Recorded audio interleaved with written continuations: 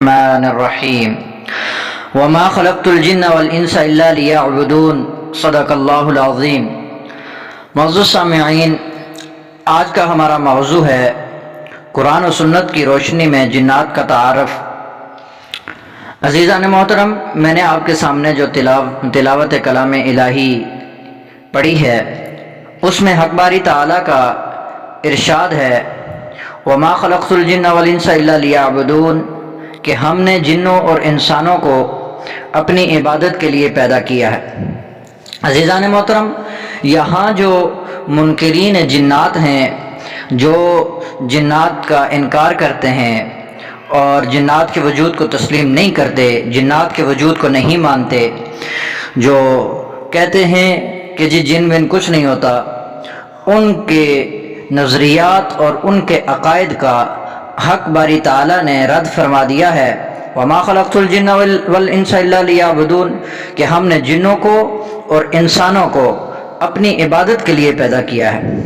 اس آیت میں دو چیزیں واضح ہو رہی ہیں کہ جس طرح انسان شریعت کا مکلف ہے اور جس طرح انسان اللہ تبارک و تعالیٰ کے تمام حکموں کو ماننے کا مکلف ہے، شریعت محمدیہ حضرت محمد رسول اللہ صلی اللہ علیہ وسلم کی شریعت مطہرہ کے اوپر چلنا فرض ہے، اسی طرح جنات کے لیے بھی جناب صلی اللہ علیہ وسلم کی شریعت پہ چلنا اور اللہ تبارک و تعالیٰ کے تمام احکامات کو ماننا ان کے لیے بھی ضروری ہے۔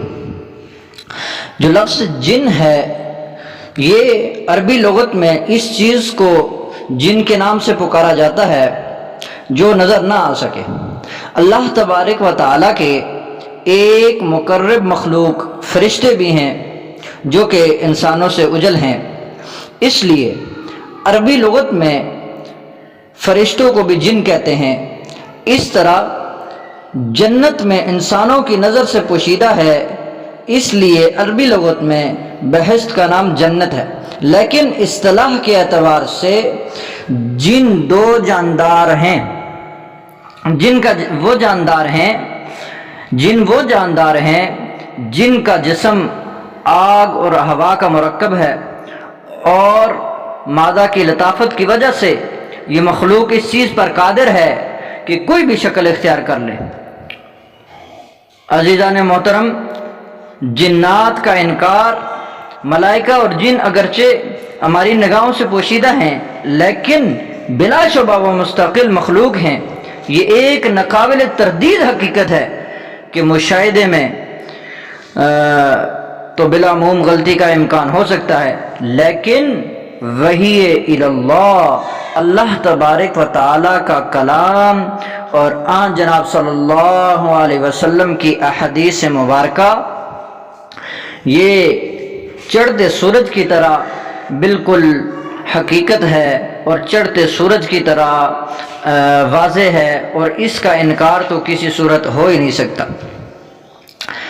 اللہ تبارک و تعالیٰ نے ہمیں قرآن کریم میں خبر دی ہے کہ جنات آگ سے پیدا ہوئے ہیں۔ وَالْجَانَ خَلَقْنَاهُ مِن قَبْلُ مِن نَّارٍ، اور اس سے پہلے جنوں کو ہم آگ کی لپیٹ سے پیدا کر چکے ہیں۔ اور سورہ رحمان میں فرمایا وَخَلَقَ الْجَانَّ مِن مَّارِجٍ مِّن نَّارٍ، اور جن کو آگ کی لپیٹ سے پیدا کیا گیا۔ ابن عباس، اکرمہ مجاہد اور حسن وغیرہ نے کہا کہ مارج من نار سے شعلے کا کنارہ مراد ہے، مارج من نار سے شعلے کا کنارہ مراد ہے۔ ایک روایت میں ہے کہ خالص اور عمدہ آگ سے پیدا کیا۔ اور امام نووی رحمہ اللہ علیہ نے شرح مسلم میں فرمایا کہ مارجن سے وہ شعلہ مراد ہے جس میں آگ کی سیاہی ہو، یعنی جب ہم آگ جلاتے ہیں تو شعلہ اٹھتا ہے اور اوپر ایک جب آگ ختم ہونے والی ہوتی ہے تو وہاں ایک سیاہی سی نظر آتی ہے۔